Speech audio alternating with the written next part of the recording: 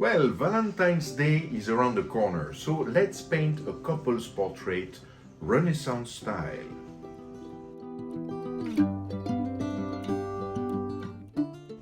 Hi guys! Today let's explore the portraits of the Renaissance, something all in transparencies, and you might even be surprised by their use of color. But before anything, thank you for watching, subscribing, commenting and sharing our little experiments. And some of you even do their own experiment and share them on social media with our hashtag MGFCPaint. This time we had Risti Rucci from Bali, who did a wonderful still life in the style of Sarah. Terry Makassi, Risti.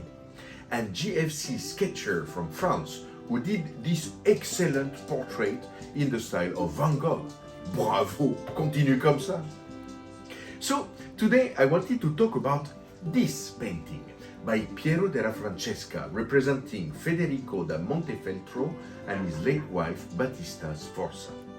Painted around 1470, this diptych is very representative of the Renaissance portrait painting.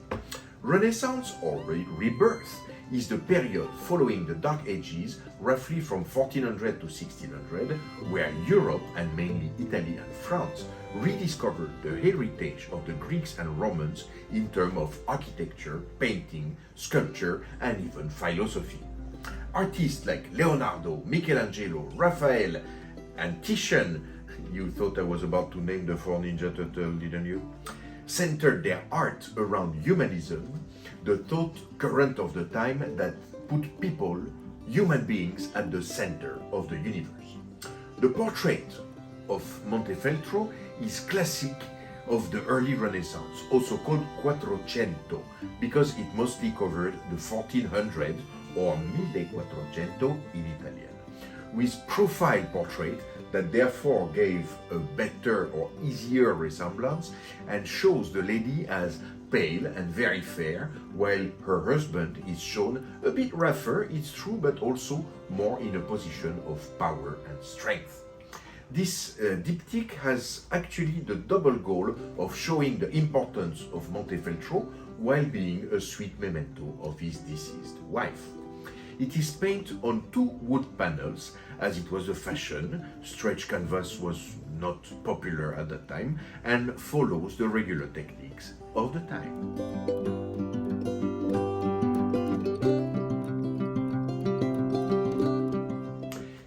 You must start by preparing your wood panel. You can find fully prepared panels at your favorite art supply store, or simply cut to size a piece of wood. Wood is porous, so you must seal it. During the Renaissance, it was sealed with animal glue and covered in gesso, or animal glue mixed with plaster of Paris. I am using regular PVA glue for this and a tube of gesso from Reeves. Try to be as smooth as possible when applying it, or you can sand lightly the surface once it is dried to avoid any big imperfection.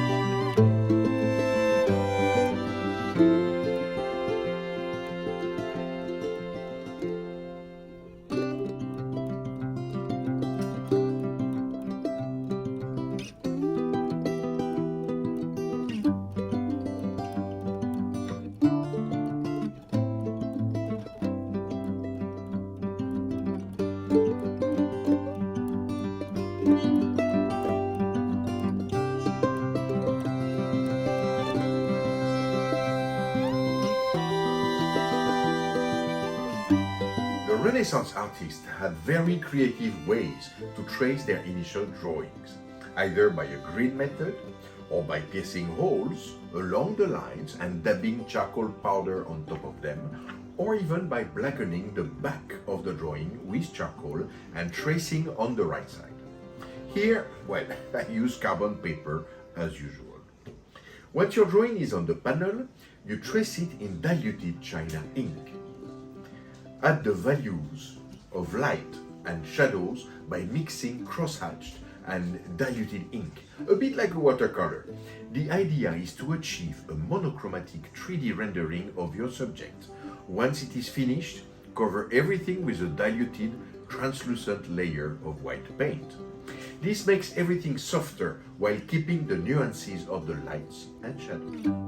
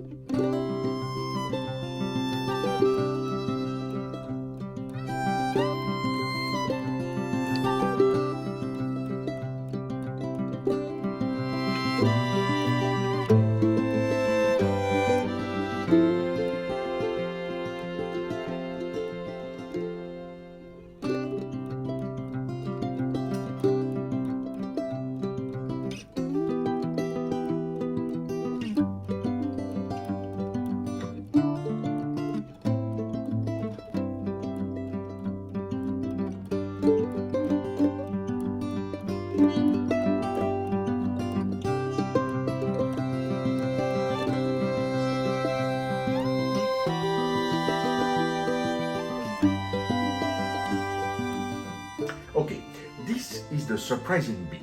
We usually associate the use of complementary colors for shadows with Impressionism, but the Renaissance painters were already using it. To paint the clothes, use their complementary color, denser in the shadows and more diluted in the lights. You want to show the white behind the paint for the light zones.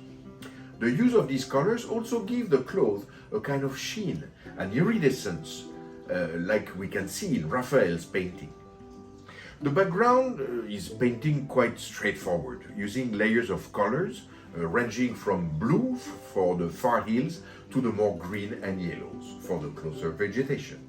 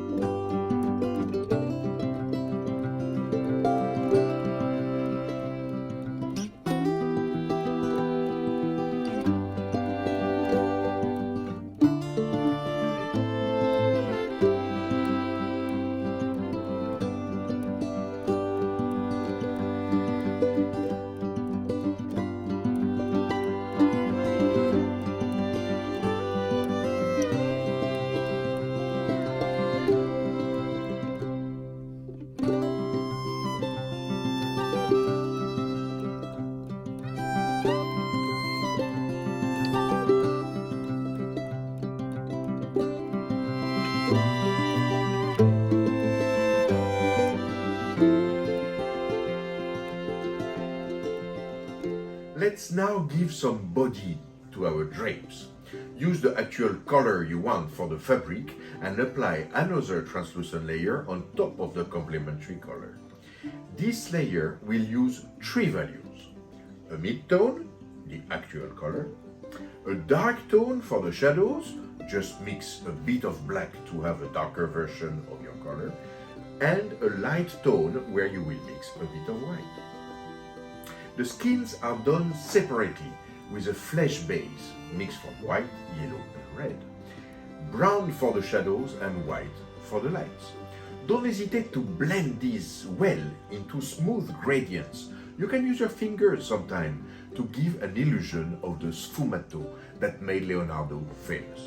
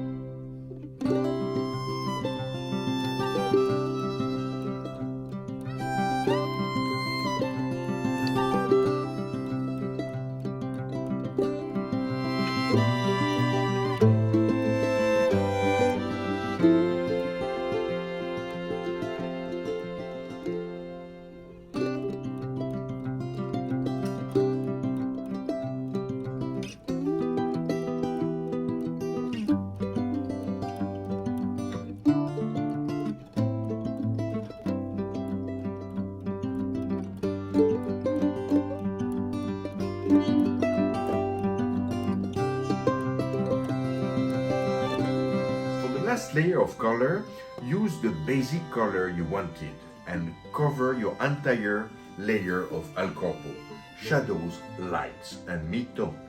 This will unify the whole surface and make smooth transitions.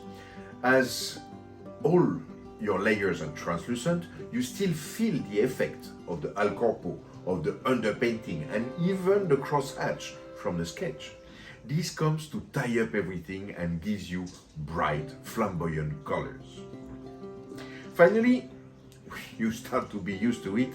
Take a thin brush with a bit of white and subtly mark the reflection of light on the jewelry, for example, and a bit of black for the deep shadows.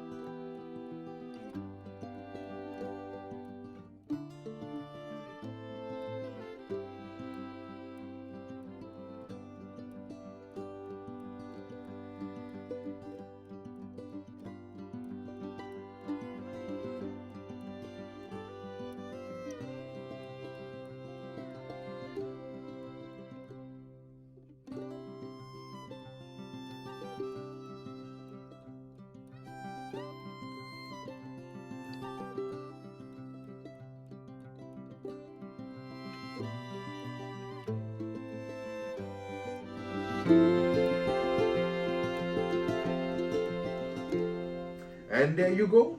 You have a portrait painted with techniques from the Renaissance. But it looks new and colorful, a bit as if Michelangelo had just delivered a commission.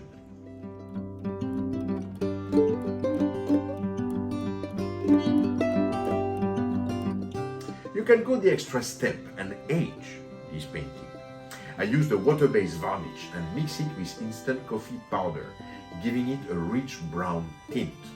Several layers of this varnish will look like the grime on a 500-year-old painting.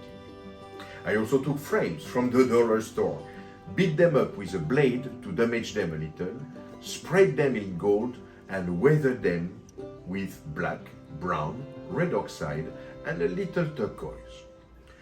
Cover the whole surface of the frame with a mixture of these colors and wipe off anything that can be cleaned, leaving the signs of age, rust, and dust in all the nooks and crannies.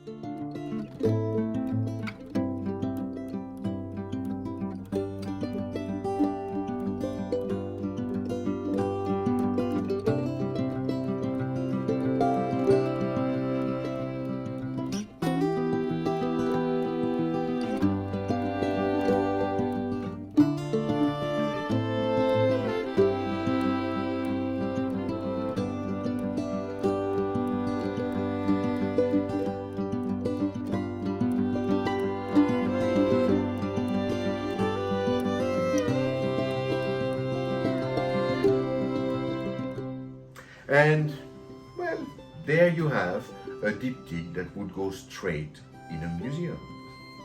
Have fun, subscribe, share your mini forgeries on social media with the hashtag NGFCPaint.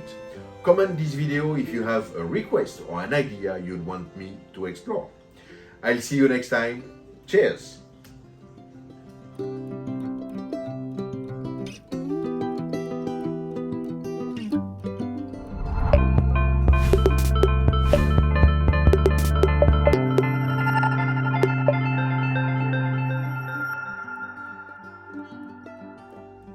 So I'm here. Yeah. Okay. Start.